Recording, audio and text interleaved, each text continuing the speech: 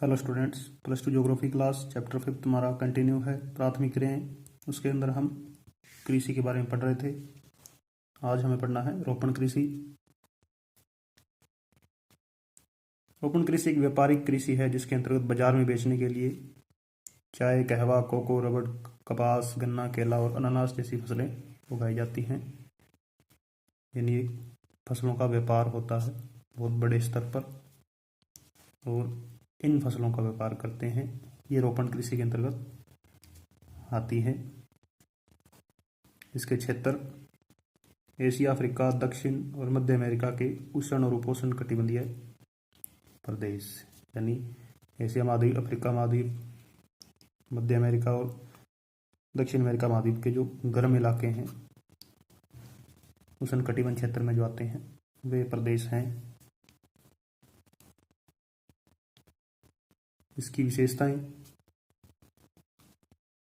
इस कृषि को यूरोपीय और अमेरिकी लोगों ने अपने अधीन उष्णकटिबंधीय उपनिवेशों में स्थापित किया था। यानी जब यूरोपीय और अमेरिकी लोगों ने जो इन देशों पे कब्जा कर रखा था, खासकर इन महाद्वीपों के, एशिया, अफ्रीका, दक्षिण अमेरिका के, तब इस कृषि का उन्होंने व्यापारीकरण शुरू किया था।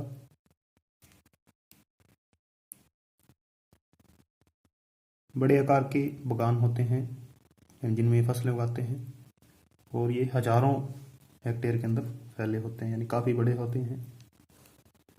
तो बड़े आकार के कारण अधिक पूंजी निवेश, ज़्यादा पैसा चाहिए, उसको प्रबंध करना, मैनेज करना, तकनीक की आवश्यकता होती है, और बिल्कुल एक वैज्ञानिक खेती है मशीनों की सहायता से।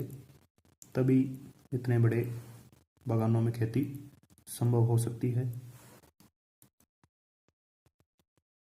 सस्ता और अकुशल श्रम स्थानीय लोगों से, जिन लोगों को उन्होंने अपने अधीन कर रखा था, वहीं से सस्ता और अकुशल श्रम मिल जाता था।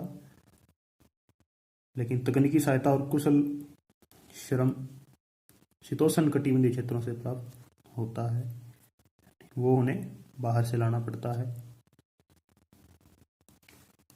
और इसकी पांचवी विशेषता है कि कुशल एवं सस्ता परिवहन, ट्रांसपोर्ट के बगैर इनका व्यापार संभव नहीं है।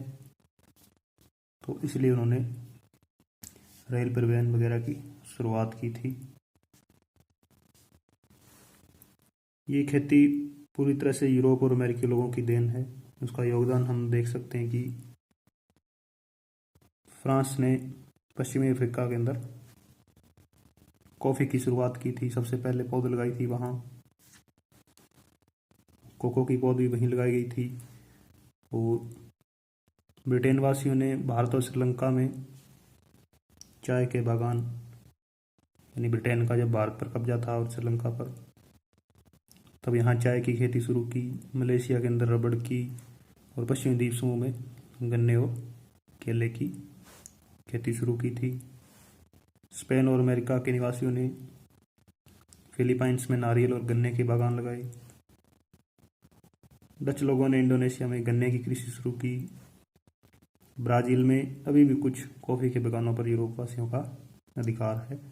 हालांकि अब इन देशों का खुद का रोपण कृषि के ऊपर स्वामित्व है, लेकिन ब्राज़ील में अभी भी कुछ जगहों पर यूरोप वासियों का अधिकार है। तो आप देख सकते हैं कि सभी फसलें इन यूरोपीय और अमेरिकी लोगों ने अपने उपनिवेशों में स्थापित की थी। तो ये रोपण कृषि क्या है, कौन सी फसलें हैं, कौन सा क्षेत्र है, क्या विशेषताएं हैं, और यूरोपीय और अमेरिकी लोगों का योगदान क्या है, इसके लिए एक बढ़िया क्वेश्चन तैयार हो जाएगा। Thank you.